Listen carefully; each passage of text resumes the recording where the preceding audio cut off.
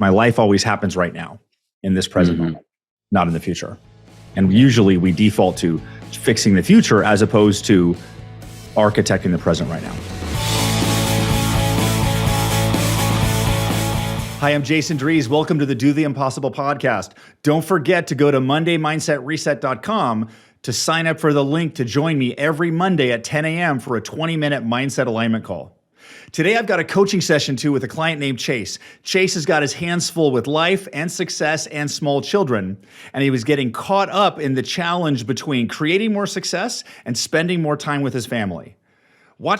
Dive into the session to learn how I helped him integrate those two paths. So Chase, how are you doing today? I'm good, Jason. How are you, man? I'm good. Good to reconnect, man. And so what do you want coaching on today?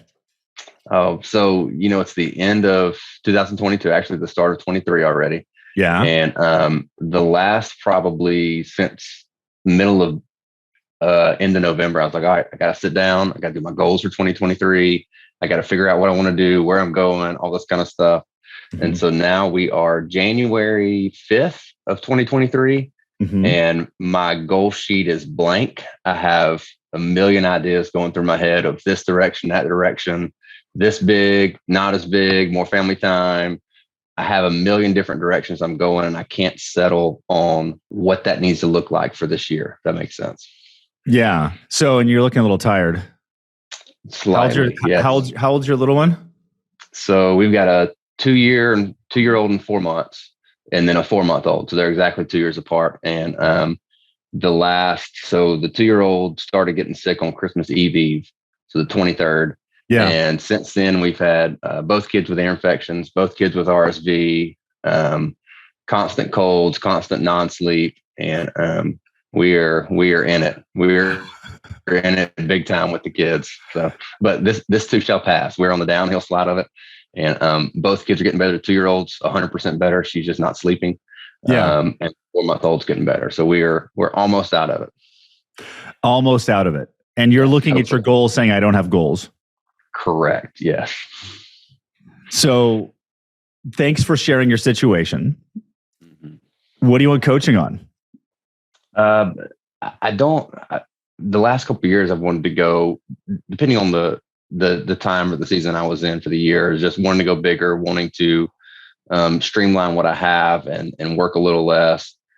And now it's kind of a mix of both. I have these big aspirations and big goals where I want to go, and this certain amount of units and all this kind of stuff that I'm not super hung up on, but I just want to go big and kind of reach my potential and get to where I know I can get to. But also have 2 kids and a wife, and I want to be able to spend time with them. And it's almost like you work really, really hard to have that freedom and that time freedom to be able to do what you want to do. And it's almost like I can be there, but I'm not as big as I want to be. Haven't hit the goals that I want to hit. And I'm kind of juggling about, do I kind of just slow down a little bit and enjoy the family time and enjoy the season that we're in? Or do I push and try to hit those goals that I've had for the last year or so? Does it have to be one or the other? It doesn't. But I feel like bandwidth wise, I run out of bandwidth pretty quickly when I try to do both and try to juggle both things at the same time. So you don't know how to do both of those things effectively? Not to the level I want to. From other people's perspective, I may be doing those things well, but they're both not to the level that I want to do them. I want to be able to go on, long family vacations and pack up and do the things that we want to do, and take a day off here and there and just take my kids somewhere for a couple of days. I'm not at a point to where I feel like I can do that. Even though I can, I'm not to the point where I feel like I need to be going, pushing. And I don't do that. Does that make sense? Yeah. And you're not rested right now. 0% rested. Yes. So what should you be doing after this call today? Probably take a nap. Yes. Probably take a nap. Yeah. Yes, because nothing's going to happen when you're exhausted. Mm-hmm. So remember, just because you don't know how to do that doesn't mean it's not possible. Just because you don't know how to go bigger and spend more time with your family doesn't mean you can't. Would you rather live in a world where that's possible, or do you want to live in a world where you have to make a decision choose between one or the other? No, definitely a world where it's possible to do both at the same time. Yes. Because going bigger is just more deals. So you could get better deals. True. In less time. And the way to make better deals in less time happen is to not be in resistance to better deals in less time occurring. So we have to be cautious when you're looking at your situation and going, I'm not where I want to be, because that assessment is pushing you backwards. Mm-hmm. It's validating you're not there because you're looking down instead of looking straight ahead. Mm-hmm. Yeah. No, I agree with that 100%. And if I look at where I was a year ago or 2 years ago, I mean, you've done a lot of stuff together over the last probably year and a half. It's a night and day difference from a year and a half ago when we first started talking to even 6 months ago, how my life looks and the time freedom I have versus what I'm doing. But I guess it's that, and I know you're the same way because I know a lot of stuff that you're doing as well. It's that entrepreneur spirit of, I hit that and now there's another finish line, or now there's this goal or there's that goal. And I think that's kind of, for people like you and I, that's kind of our to catch 22, because we always have things we're shooting for. But when we get there now, the finish line has gone that much farther ahead that we're never really there. And that's kind of where I'm at. Did you listen to well, no, you didn't listen to it, but my latest podcast that came out Tuesday, it was called The Entrepreneur's Curse: How to Handle the Endless Desire for More. I actually did not listen to that, but that's very appropriate. It is very appropriate. And one of the themes I'm seeing right now is not people fresh and excited for the new year. Mm-hmm. People are burnt out and exhausted from the last 2 years of just like all of the drama and all of that stuff. So this next year, the motto, like my motto is, hey, I'm going to double my income this year and I'm going to do it in half the time. Mm-hmm. So it's like more from less. Yeah. And it all starts with mindset.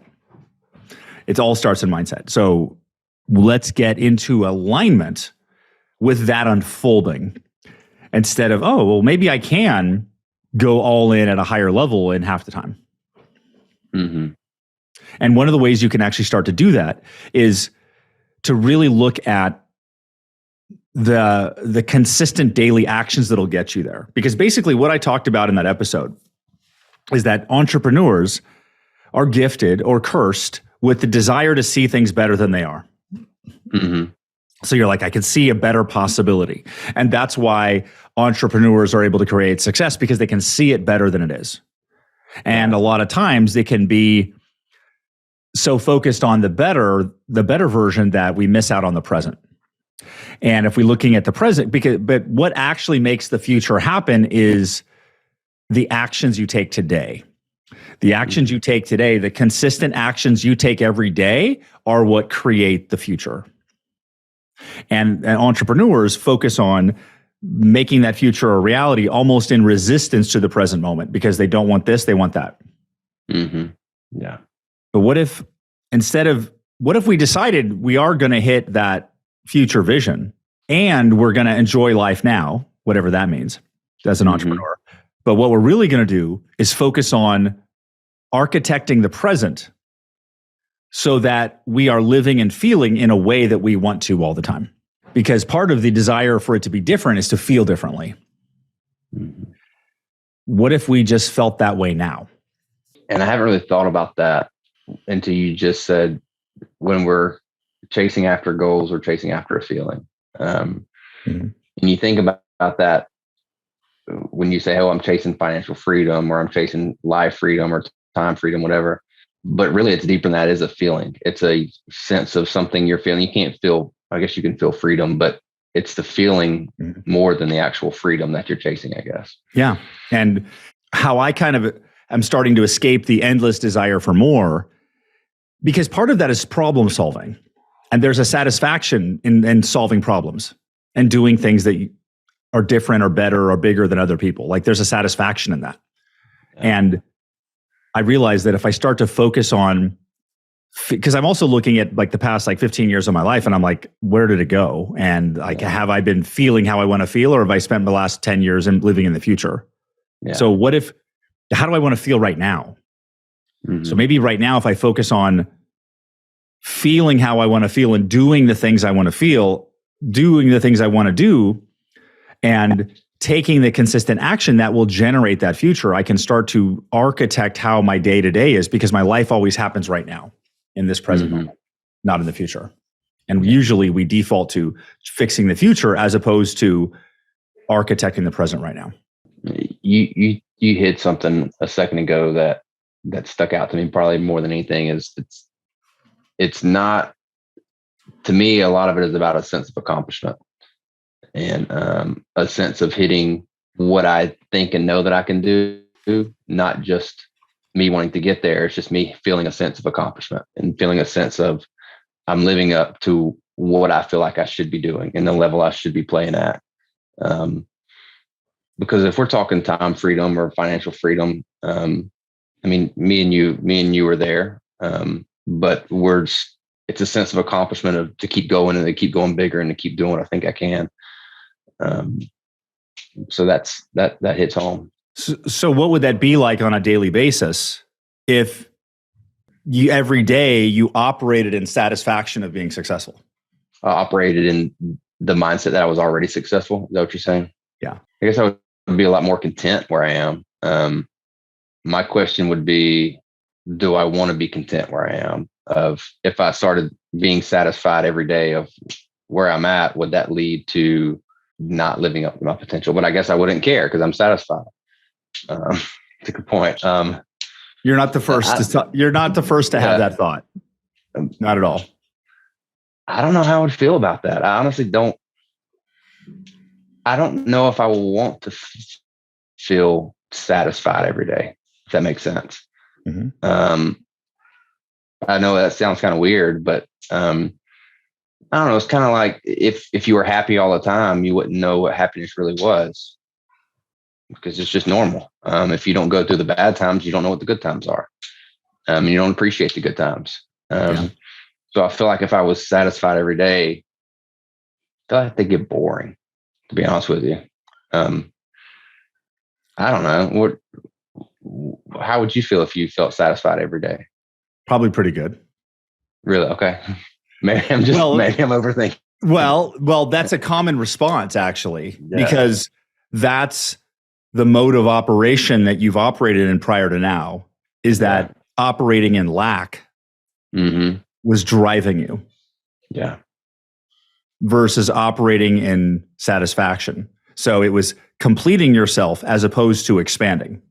Now, you may have been operating under the guise that it was expanding, but if you're never satisfied, it's actually trying to get to break even. That makes sense. And this may be a new mode of operation you've never been in before. Just wake up every day and be satisfied. That would be different. I'm very satisfied. I'm very happy with my family life, my work life, my social life.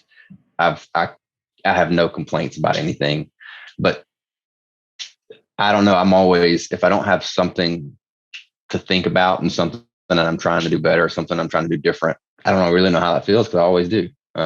Always wake up and say, all right, well, here's what I'm doing. Here's what we got to do. This, we got to fix this. We got to do this bigger. We got to do this better. We got to do this. And my brain just wakes up and it's just thinking about even small things like, I don't know, how I pull the car in the driveway. Well, I could do that better. Well, I can do it this way instead of that way. Well, if I slide over an inch, then, I don't know. I overanalyze every freaking thing there is to overanalyze. And I don't really stress a lot. I'm not a high stress person. I stress very, very little, but I just overanalyze everything, if that makes sense. Yeah. So it's almost like the challenge for you isn't creating success. The big challenge for you is being happy right now. Mm-hmm. And I feel like I'm really happy. I'm just not content, if that makes sense. I guess, well, could those things, they can be separate though, happy and content. You can be really happy, but I guess still trying to grow and push. Well, then you're not happy where you're at, I guess. So you're not happy. Because what we're looking for is, where's resistance? Yeah. I think the resistance is, a lot of times I feel guilty when I'm pushing, if that makes sense. When I'm doing extra and working more, because I have the other side that wants to do the family stuff. So when you first said that, I know it's totally irrelevant to what we were just talking about, but when you said, where's the resistance? That's the first thing that popped in my head of the resistance to doing more is because I feel like I need to be doing more family stuff. And I'm not satisfied with that balance. If there ever is such thing as a balance, that's where I'm not satisfied. And what if it's not an answer you find in this moment, and it's more of a practice because we want the answer in this moment, but what if it's more of a path you walk to balance the two? That would probably be more lasting and more permanent than getting it now and losing it in a month. And that's what actually applies to my entrepreneur brain, is achieving mastery. And if I'm on the path to mastery, my entrepreneur brain can slow down a little bit and enjoy the process. Because mastery, that's a good thing. Yeah.